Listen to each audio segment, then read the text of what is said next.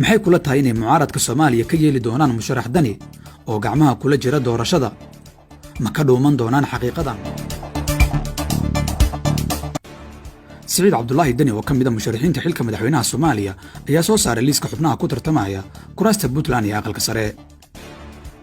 Dani ayaa ku dhawaaqay liis u badan xubno kamid ah golihiisa wasiirada dad ay ehel yihiin iyo dad ay keeneen dad damiin siyaasadeed ah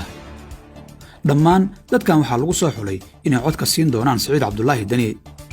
mid kamid ah xubnaha la magacaabay oo ay Dani shirka ganacsi yihiin ma rabo xildhibaannimo balse qof kale oo Dani aamini kara ayuu waayay waxaana lagu qanciyay ganacsadahaas inuu kursiga qaato markii uu Dani codka u rido oo ay doorashadu dhamaatana inuu iscasilo lama filaan ay dad badan ku ahayd sida uu Siciid Dani u maareeyay liiska laakiin arrintu u baahan in sida gaarka loo dul istaago waxay tahay mucaaradka Soomaaliya oo waqti dheer farmaajo kula diriirayay inuu yahay musharax haddana uu gacanta kula jira maamulka doorashada hadda Siciid Dani waa musharax u taagan xilka madaxweynaha Soomaaliya mucaaradkuna waa ka dharagsan yihiin arrintaas isaga iyo farmaajo midna boor ma dhigsan laakiin dhammaan dadka siyaasadda ka shaqeeya waa ka dharagsan yihiin musharaxnimada Siciid Dani habka uu soo xulay liiska xubnaha Puntland ee aqalka sare ayaa xitaa soo afjartay xubno badan oo mucaarad ah oo sugayay inuu wax xirin doono oo uusan dhammaan wada qaadan doonin kuraasta laakiin Dani cidna waxba uma habaynin haddaba maxaa la gudboon mucaaradka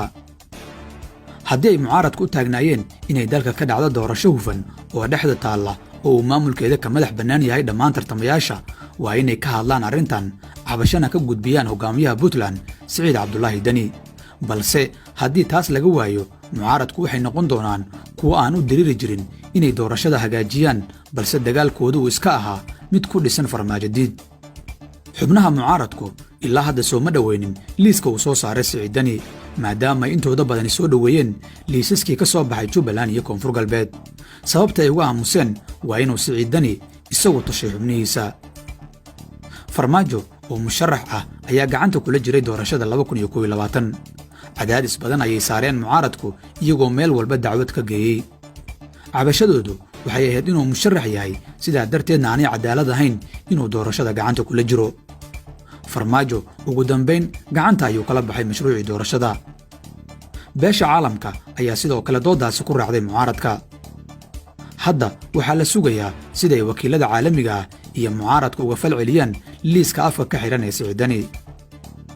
2021 dhaqanka ku cusub doorashada Soomaaliya waa in hogaamiyaasha goboladu xulashadoodii aqalka sare ku soo dareen xididnimo guur ula tahay inay mucaaradka Soomaaliya ka yeeli doonaan musharax Dani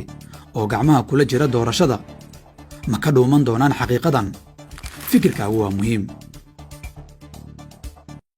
daawade waa ku muhiim inaad like iyo follow page ka saaratid Dulmar Media si aad goor kasta ula socotid wareer bixin kuraale galiya mahadsan si share garee muuqaal